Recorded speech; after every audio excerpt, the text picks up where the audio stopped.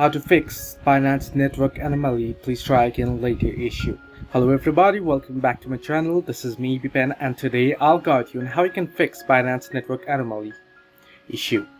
Now the process itself is pretty simple and easy. If you're connected to proper internet connection and the issue still continues, or you're having the issue with the network on Binance, then what you want to do is you want to scroll down the notification bar and tap on the settings with the gear icon at the top right and head over to your settings. You want to simply head over to your phone settings, scroll down and look into the option that says apps.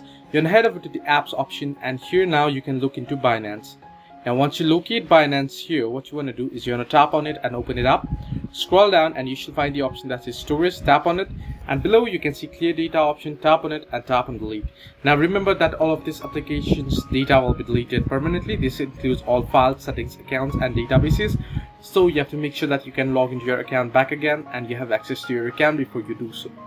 Once you have done it, you can tap on delete and then open the application again, log into your account back, and you should be good to go. So this way you can fix Binance network anomaly. Please try again in a later issue. Hope this helped you. Do like and subscribe, and do not forget to leave a comment down below if you have any further issues.